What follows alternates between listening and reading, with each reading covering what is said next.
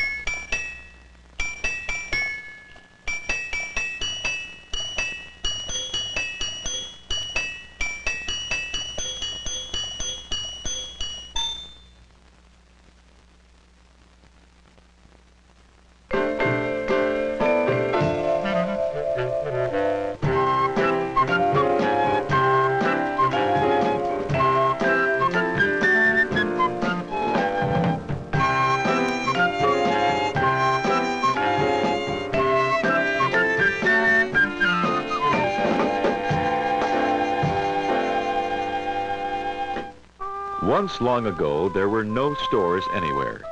Since there were no stores, everybody was very busy doing all the things that needed to be done. Each person picked his own fruit and berries.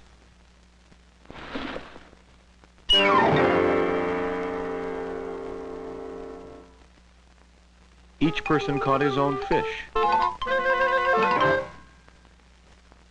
and hunted his own birds and animals for food. Everyone planted seeds and grew. Everyone had to make his own clothes out of animal skins or grasses. Everyone had to make his own place to live, or live in a cave that was already there. You couldn't just buy tools either, since there were no stores. Everyone had to make his own tools out of stones and pieces of metal that he found in the ground. Since everybody had to do so many different things, it was hard to be good at everything. One day, long ago, a man made a spinning top for his little boy out of a piece of wood. When the other children saw the top, they all wanted one just like it. Father, can you make me a top that spins? I want one too. Daddy, make me a top. Anybody know how to make tops? Nope. But the other fathers didn't know how. So they went to the man and asked him to make tops for their children too. I'm sorry, if I made a top for each of your children, I wouldn't have any time left for my hunting and fishing. When would I make clothes and plant seeds and look for food in the woods? Wait a minute, I have an idea. I always catch more fish than I can use. Today when I go fishing, I'll catch a large fish for you. Then will you make a top for my little boy? Sure, if I don't have to go fishing today, I'll have time to make you a top. This morning, I picked 3 baskets of berries. I'll give you one if you make a top for my little boy.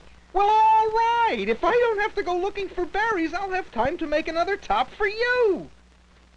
I can make a strong jacket of animal skins for you. Nobody can make jackets as well as I can.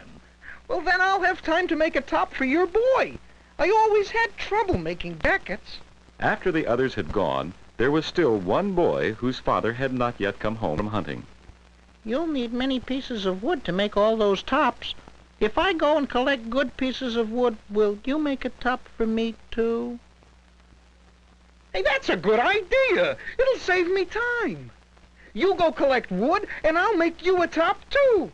Soon the man was busy making tops all day. He didn't have to look for wood,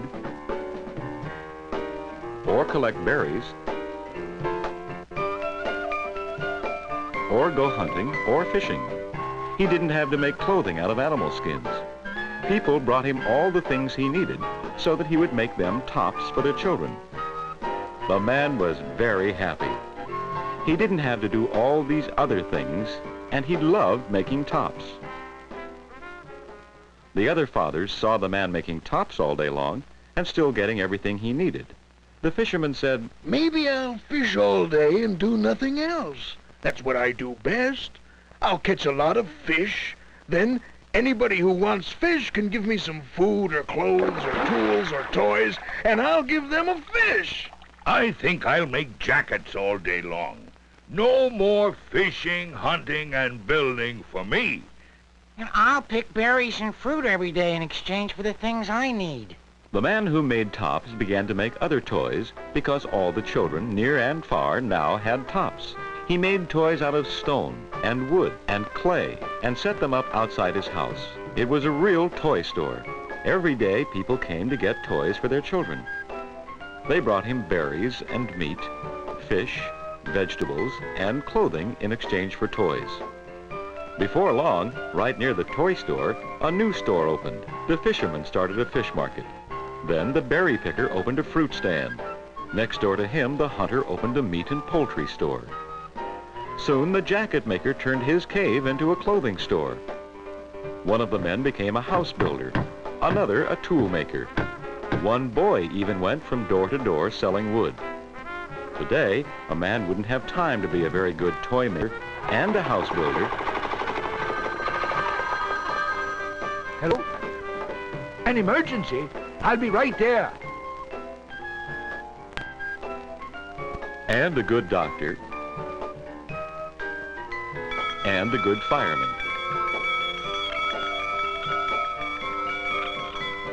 It would be very hard today if everybody had to do everything for himself. Plant, hunt, fish, collect, and make things. When people do one kind of work, they can pick out the kind of work they like to do. Life today is very different from the way it was long ago, before there were any stores. And all because the top maker discovered that he could get all the fish, berries, clothes, and wood he needed just by making tops.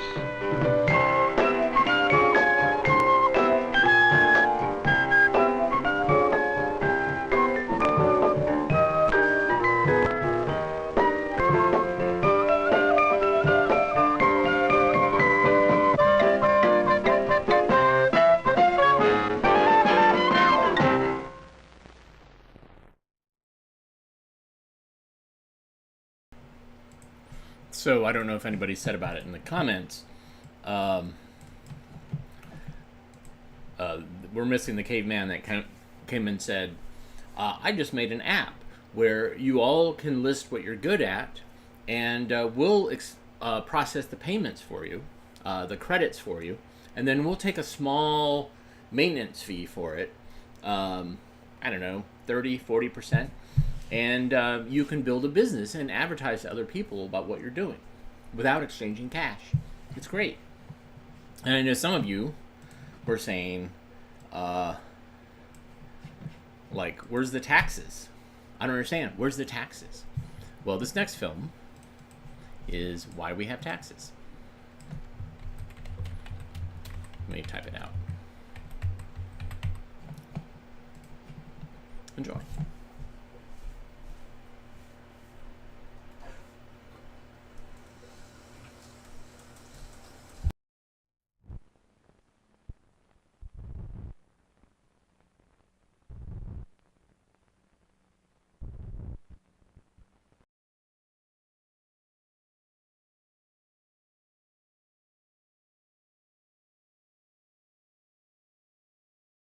1 second.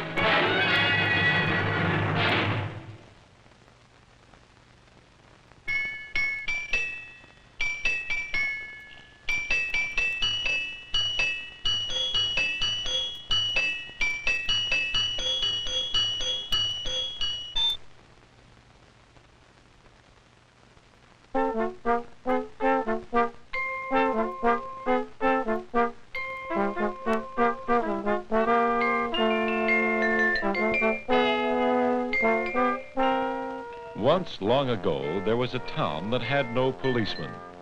There was a clothes maker, a house builder, and his son Alexander who helped him, a sandal maker, a basket maker, a baker, and a farmer. There was also a thief in town.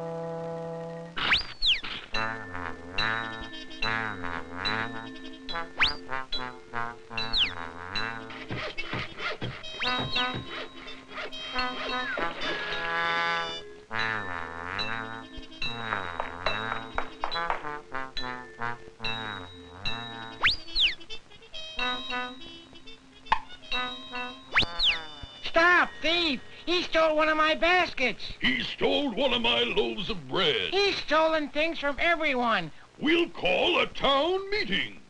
Oh, it's a very serious matter. Somebody must catch the thief before he steals again. Now, who'll volunteer? Not me. I have to water my plants and take my food to market. Me? Catch a thief? I have to cut and make clothes. I want it clearly understood that I am a baker, not a thief catcher. Who's it gonna be? We've got to catch the thief. Who'll do it? Friends, don't get excited. There must be a way. Above all, don't get excited. I don't know why he gets so excited. I have just had an idea. What we need is a full-time policeman, someone to catch the thief and then guard our goods and keep us safe. Good idea. That's what we need, all right. All right, friends. Who shall it be? Oh, not me. To earn money, I have to make sandals all day. How about your son, Builder? Alexander? Yeah, he's strong and smart. He could be our policeman. What do you say, son? Well, Father, you know I've never been too fond of house building, but if I become a policeman, how would I get money? You, Mr. Basket Maker, you make and sell baskets to earn money. And you, Mr. Farmer, you grow and sell fruit and vegetables to get money. All of you sell something to get money. If I were your policeman, I'd have nothing to sell like you fellows. Yes, that's a problem. I have an idea, but, well, maybe it won't work, though. Go ahead. Tell us. Well, if each of us gave a little bit of the money that we make growing, selling, and fixing things Together, there'd be enough to pay the young man to be our policeman. He would work for all of us. So, all of us would help pay him money to buy the things he needs. Good idea! I'm willing. Yeah, excellent. Then I'm your policeman. Good! Then it's settled. Oh, that's wonderful. Here's my money. Here's mine. Here's mine. They called the little bit of money that everyone gave taxes. When all the tax money was put together, it was as much as the others got for making and growing and selling things. And Alexander did make a good policeman.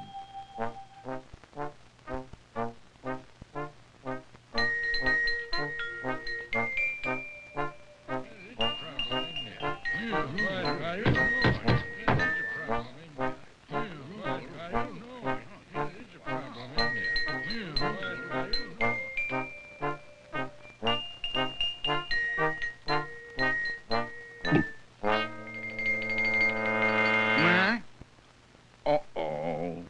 All right, on your feet. Now, come with me. You'll have to return the things you stole. All right. Everything was the wrong size anyway.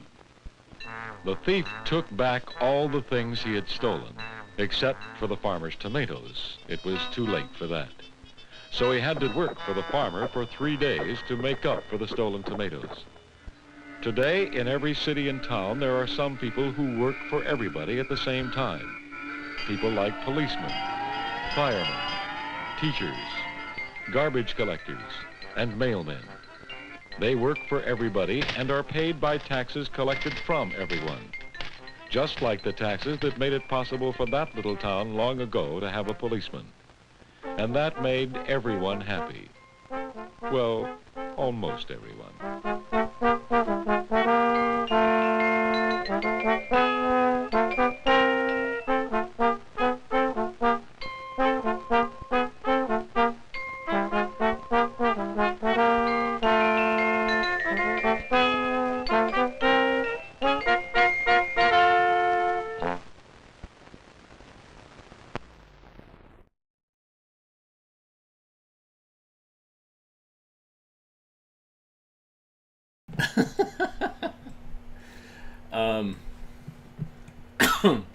Fascinating. I'm sure there's lots we could say about all of that, especially in a libertarian world.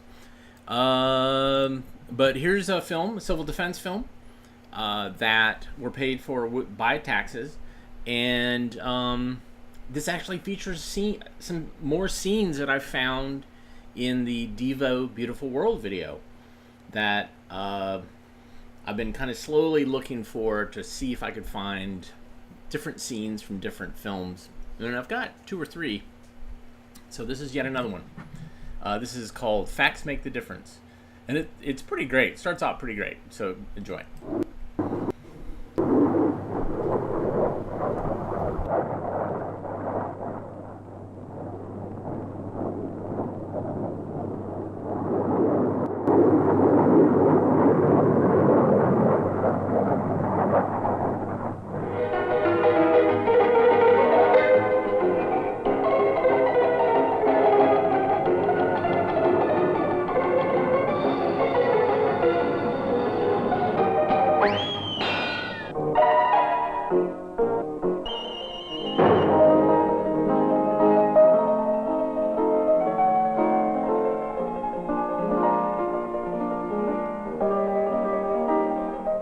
This is fiction.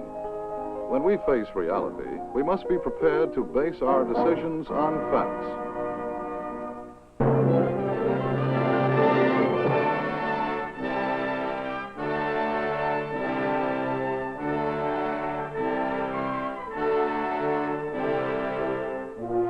In disaster situations, the need for accurate information is most immediate and crucial. Information comes from a variety of sources. It must be translated into facts that are meaningful to the user and his mission. This is not a complex process. It is part of everyday living. We use it when we cross the street.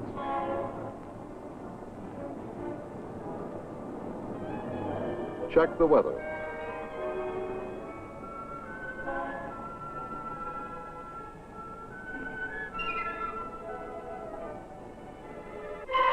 Determine the best way to fight a fire. Make an estimate of the situation. Or save a life.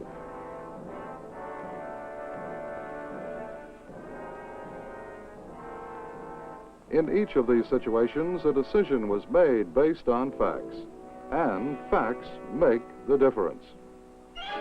Without the facts, you may well find yourself in the position of a fire dispatcher who received a frantic call. Help me, somebody, please. My house is in flames. My 2 children are trapped inside. Hurry, please, do something. Do something. That was the firefighter's job. They had the time, equipment, and personnel to save the children. But where would they go? The woman failed to give her address to the dispatcher, a fact she ignored.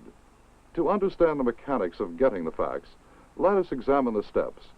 This includes collecting information, processing it, and disseminating the facts to those who need them. Let's begin with the first step, collection of information. Any official of government has certain inherent responsibilities for the collection of information. To meet this responsibility, a reporting system must be established within the framework of government, based on its existing resources. Information may be of a general and non-technical nature, which can be reported by anyone on a geographical basis. Or technical information related to specialized function, which is reported by operating services such as police, fire, public works, health, agriculture, or a shelter manager who may report information to the Emergency Operating Center. Just as newspapers use reporters who are specialists in their fields, like science, sports, politics, government uses personnel assigned to each functional or technical area to report the facts.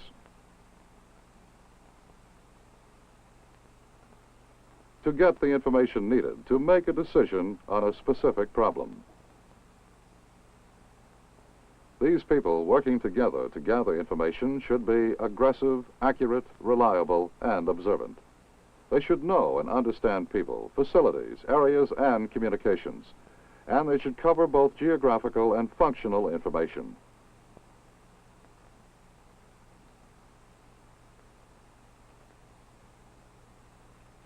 To be effective, people in this information system should be organized, trained, equipped, and assigned well in advance of the emergency.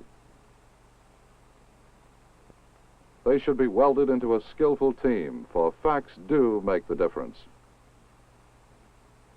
Everyone involved in emergency operations should be conscious of the need for accurate information. He should be alert, he should be aware. He should recognize that information flows to and from the various governmental departments already functioning. Police, firemen, personnel of federal agencies, industry, public utilities, public works, community shelters. Anyone or any situation can be a source of information. All persons involved must be trained to anticipate the need for and recognize the significance of information. Sometimes confusion arises in determining the difference between raw information and fact. This needn't be if raw information is questioned, investigated, and validated. Raw information may not necessarily be factual. The difference is a matter of proof and verification. Information from a reliable, authoritative source can usually be trusted. In this case, it is a matter of reliability. Trained people are needed not only to report occurrences, but to anticipate what might happen based on information they already have. For example, an astute police officer observing a group of youths on the street late at night with nothing to do and no place to go senses what might develop into a situation.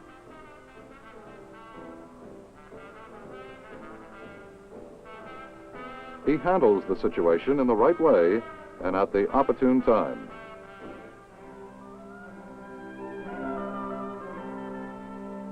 In doing so, he uses his training and experience to anticipate and prevent possible trouble. This illustrates the value of recognizing the significance of a situation.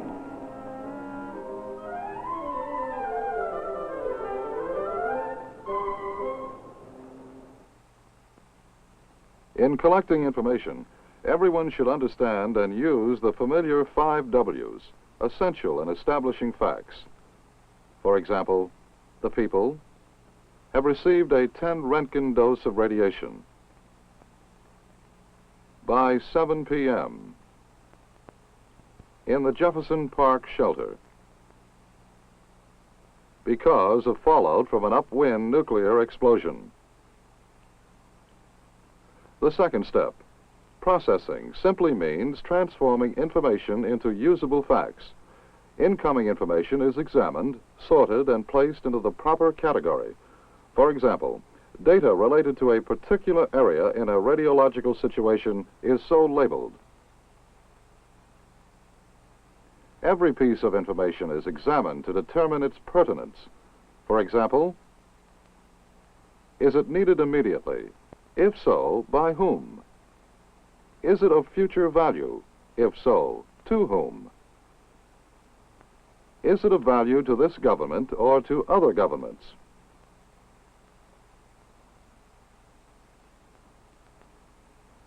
Processing of information requires its examination to determine the reliability of its source. Is the source completely reliable, fairly reliable, or unreliable, or cannot be judged?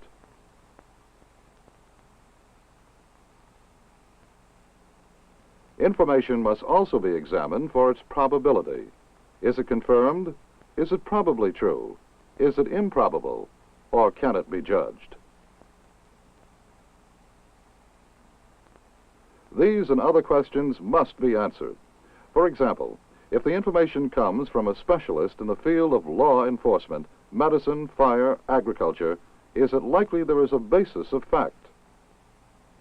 Personal knowledge of the source of information helps determine its reliability. Is what is vital to one department of government equally vital to another? Personal knowledge of the significance of the information helps to determine its use.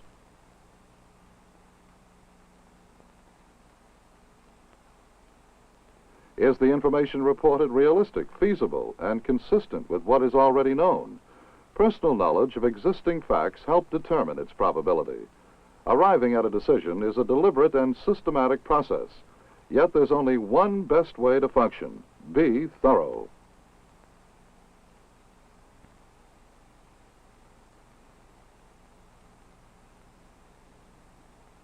Do the pieces of information fit together logically so that the total picture comes into sharp focus?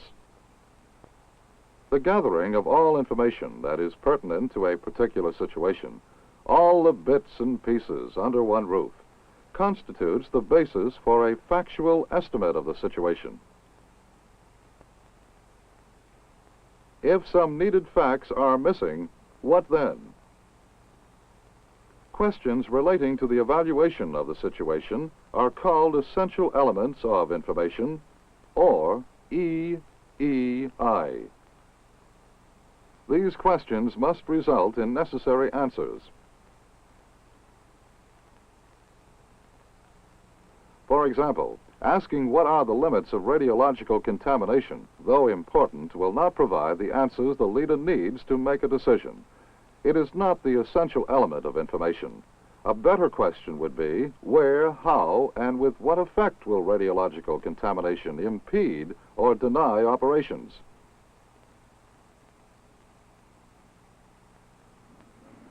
Another question, what roads are blocked, is of some value, but again does not give the answers required to make a decision. The decision maker is interested in those roads which are important to his operation. A better question is where, how, and with what effect will blocking of streets and highways impede operations? When the decision maker has the answers to the essential elements of information, he has a basis upon which to make judgment. When the information has been converted into facts, it must be made available to appropriate users. Otherwise, it is useless. To provide these facts to those who need them, you need communications: messenger, telephone, radio, Twix.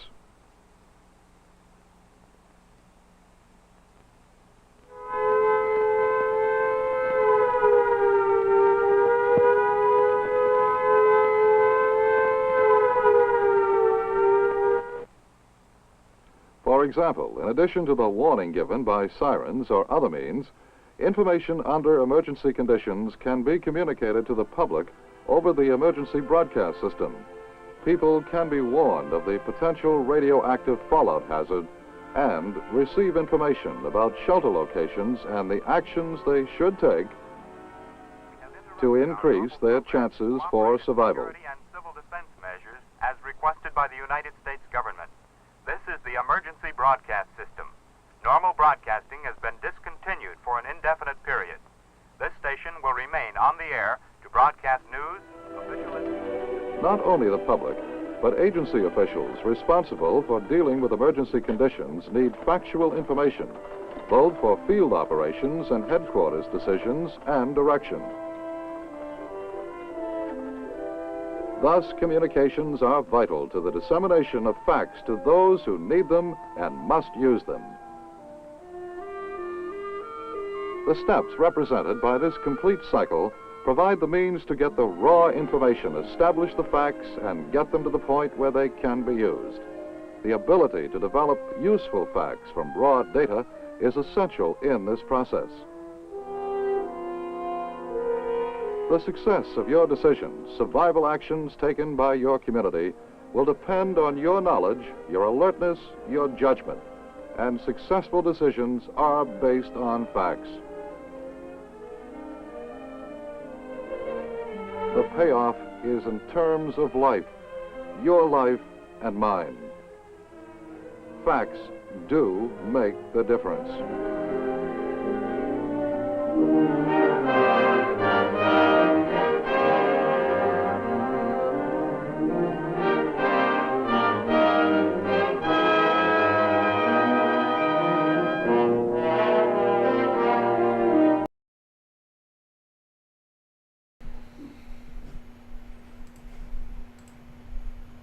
So that was, at the end, the film got more warped. So it basically was shrinking, and it was not making contact with the sprockets. Make sure I have no food on me. Thank you, Rick. So that's why it was beginning to roll at the end. We have a newer scanner that we could probably scan that without that issue. That's the old telecine that we had. But yeah, at the beginning, I don't know if you recognize it, there's the woman that comes out and she's like, oh, like this, and then she does like points to the sky. That's in the Devo Beautiful World video. One of those things as a child that impacted me when I first saw it and made me start thinking about stock footage in a weird way. And I got to actually tell the person who actually worked on this film, Chuck, I can't remember his name. Chuck.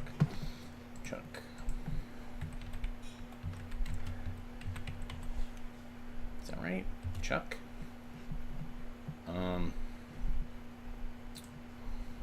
Chuck Statler. Yes. There we go. Email is my collective brain. So Chuck Statler did that. I met him in Minneapolis, and I got to tell him how much he affected me He sent me a bunch of stuff that he had done, some Devo music video films, and I was able to transfer them for him, and it was really phenomenal. All right, so, thank you, Mitch, for donating. He actually went to Patreon, and he bought us coffee, so thank you so much for that. Doing that will allow us to buy things like Sharpies with our names on them, and also to buy coffee. And ant traps, because we have a lot of ants here at the archive. It's kind of related to the Saturday Dinah show that we're doing at the Found Footage Festival YouTube channel, where we watch films, or we watch TV shows from the 70s, a live action Saturday morning fare. And we always drink like a sugary drink, and I think it's been attracting ants. So, anyways, we're dealing with that. Okay, this next film, I'm probably have shown this, but I couldn't find any record that I've shown it. So we're going to watch it, because it's a great film, and made by Caterpillar, our friends at Caterpillar. This predates Shake Hands with Danger, but has the word danger in the title, and it's about forklift trucks, who, I mean, as soon as those things were introduced, I think they were killing and injuring and maiming people left and right. They were so useful, but then so utterly dangerous. So this is a film, one of a couple I have, about the dangers of forklifts. So here's The Color of Danger.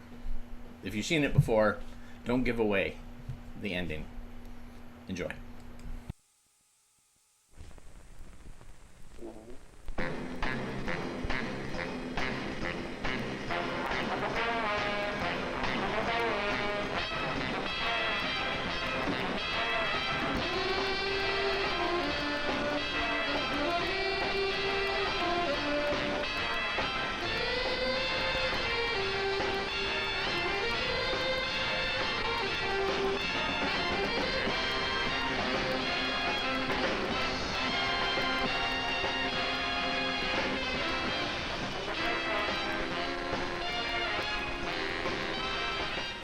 Forklift trucks. Machines designed and built to move material efficiently and dependably. You can color them safe. Equipment like this is safe. The only thing that can make it otherwise is the way it's used. How it's handled by the guy at the controls. And you can say this for most forklift operators. They're professionals. They're proud of their skill on these machines, proud of their ability to get the job done right. They have good safety records, most of them. Only now and then will you find the exception, the one who takes chances, the guy who's too busy to read his manual, to learn the rules, the guy who fails to follow instructions or takes a chance. On the job or off, he's the guy who forgets the color of danger. Red like blood. The color that says, watch it. The color that warns of trouble ahead. And whenever that warning is ignored, disaster can strike.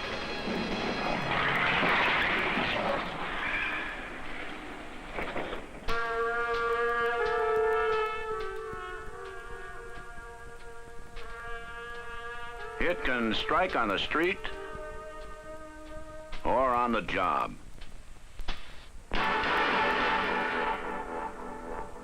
So most professional operators heed the warning signs.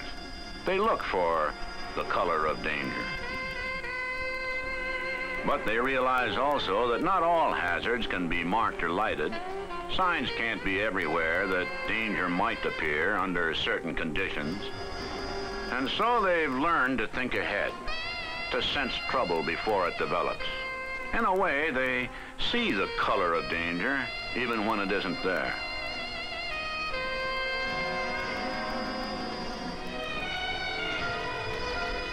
For example, ahead of this operator are a number of places that good sense would color red for danger. Places where the worst might happen if the operator were not alert.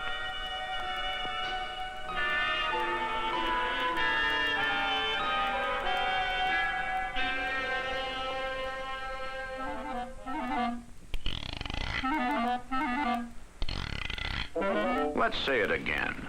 A truck like this will do its job safely, provided it's properly used. But misuse can reduce its built-in margin of safety in many ways.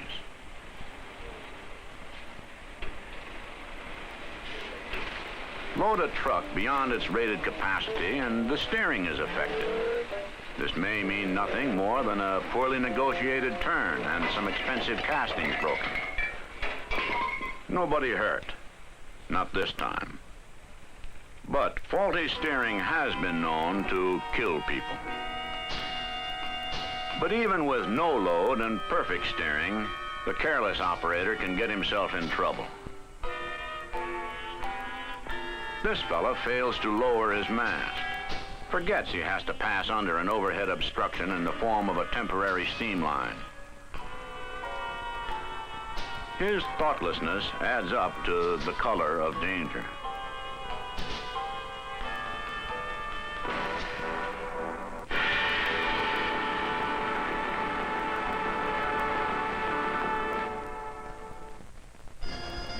Professionals follow the basic rule. Always lower the mast when traveling from one point to another, with or without a load. Keep the forks low. If visibility is a problem, travel in reverse. And they keep in mind this principle. Raising a load also raises a truck's center of gravity.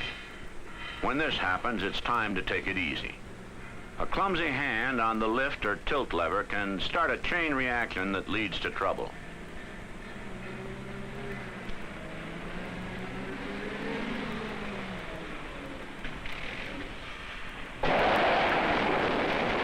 There's nothing like a little jolt to drive a lesson home. Some unmarked hazards are so obvious that anyone should spot them. Where would you put the color of danger in this scene? First of all, that load is loose on the pallet.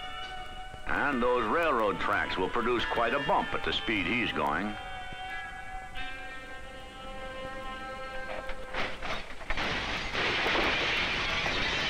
The best advice about crossing tracks is reduce speed.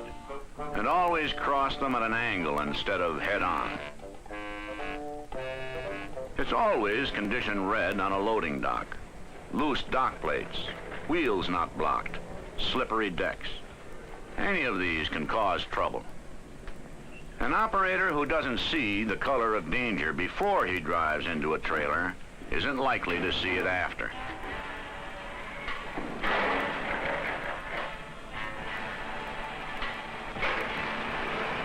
Hold it! It's not a good idea to depend on others to see danger for you. So always check the dock plate and make sure the wheels are chocked before you begin working a truck. People who take things for granted are especially apt to miss the color of danger when it flashes. This machine is in the shop to have the brakes repaired, but the mechanic, Harry Swartz, gets called away before he can complete the job. And he forgets to put a warning tag on the machine. The operator, Bob Broward, is there at 9:20. Harry promised him his truck would be ready by 9, so it must be ready. So why wait to see Harry? Or why, for that matter, take time to inspect the machine?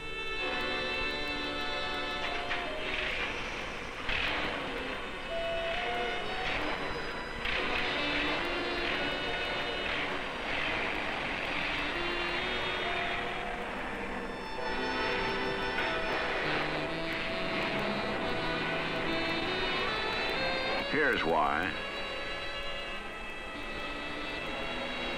He starts down an incline with no brakes. There's a sharp turn at the bottom. It's condition red all the way.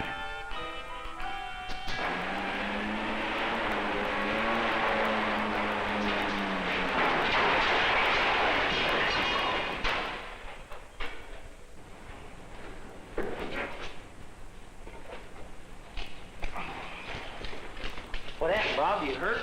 No. Maybe I'll take you over here and let you sit down for a minute. No. Heck of a way to stop a truck. A 12,000-pound truck crash lands pretty hard. That's why an operational check is important, especially when it's been in the shop for repairs. But whether it's been in the shop or it's just the start of the shift, the experienced operator makes sure his machine is ready to go. He checks the hydraulic oil.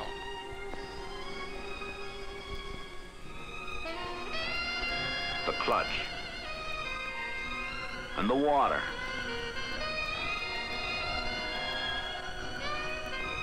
He checks the engine oil.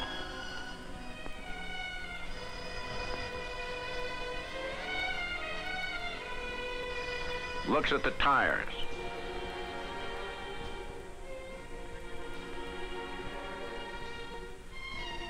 And his instruments. And he tests his brakes. He reports a faulty operation immediately. He doesn't take a chance. Yes, a professional takes pride in his machine and in the way he does his job. He not only knows his machine and its capabilities, but he makes sure he knows the material he has to handle. A real pro would never fail to take into account loosely secured containers, and he'd use special care when working at this height.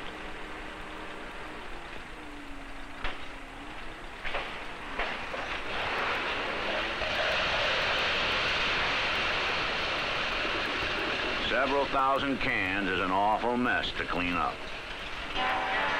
These machines will move tremendous amounts of material, but there's one thing they're not designed to do. They're not meant to carry passengers. If you want to really see the color of danger, just offer some of your buddies a ride on your truck.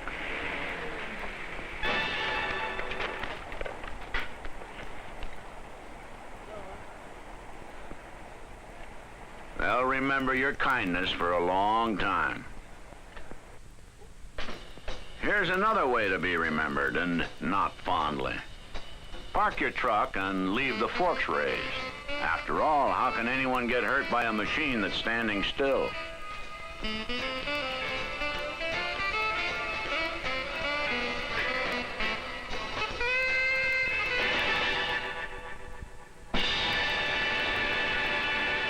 This is a great way to cool a beautiful friendship. Of course, there are times when it's a good idea to cool it.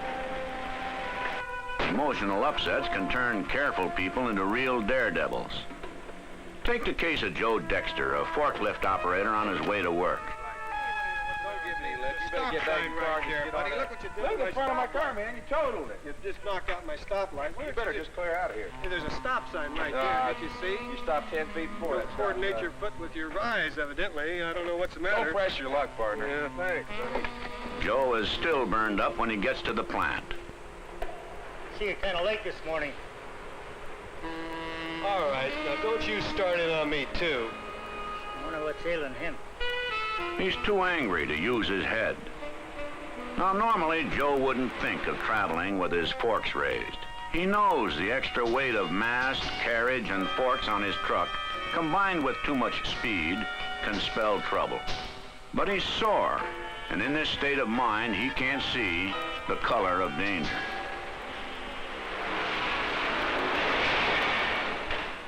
So, cool it before you start to drive. Another way to cool it, but not particularly recommended. You're working inside a warehouse on a dry surface. There's plenty of traction for turning and braking. But suppose you forget for a moment the possibility that the dock outside may be wet and slippery. On the way out, you pick up too much speed. So when you hit the brakes, where traction may be a problem, reduce your speed. Or make sure you can swim.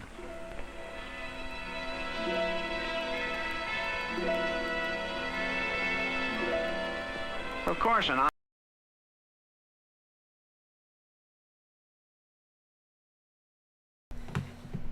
Where'd it go? Let's just end with that. What happened? Excuse me. It totally took me by surprise. What happened? That's weird. It ended. Yeah, thanks, Sean. Wow. All right. That's weird. But here we go. I can check that gear in a minute, so don't touch anything, okay?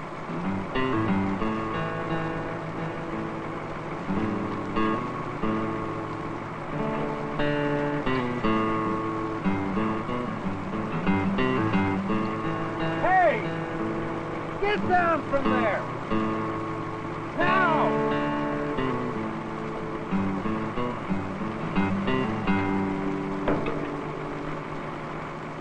Hey! Turn it over! What if it bumped that control by accident? You'd be mincemeat by now.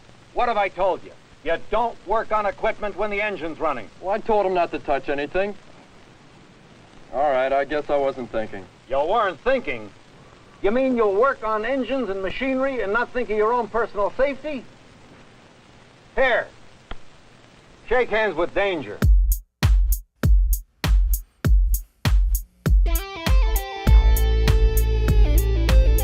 Shake hands with danger. Meet a man you ought to know. I used to laugh at safety. Now they call me Three-Fingered Joe. I was young and feisty, never did things by the book.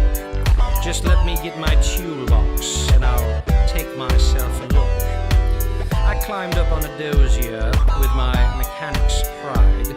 Said, you can keep it running, friend, while I poke around inside. Shake hands with danger, meet a guy you ought to know. I used to laugh at safety, now they call me Three-Fingered Joe. Although I learned a lesson, I forgot it soon enough. The nicks and burns and scratches showed the young ones I was tough. Till another morning I was grinding on some steel. My other hand got careless and fed my skin into the wheel. Shake hands with danger, step right up and say hello. Grinding wheels and metal are what made me Three-Fingered Joe. I've seen mechanics burning and I've seen them take a fall just to save themselves a minute. I've seen them lose it all. I've watched them courting trouble, seen them take a chance and lose. They get careless for a moment and spend a lifetime with the blues. Shake hands with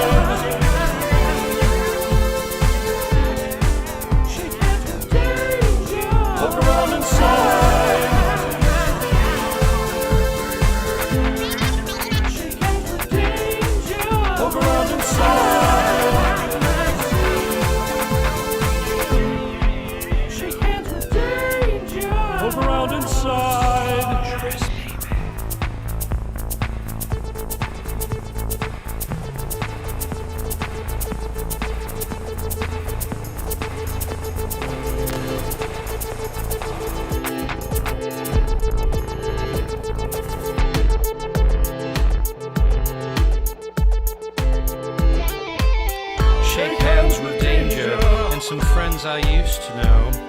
Compared to them, I'm lucky to be just Three-Finger Joe.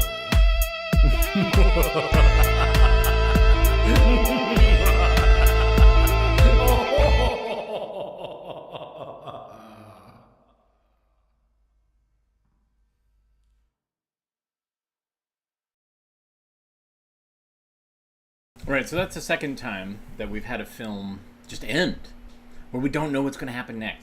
And I have to go, or maybe I'll have my intern go and pull the films, and we'll see if we can get a better scan of them and see if there's actually an ending to them.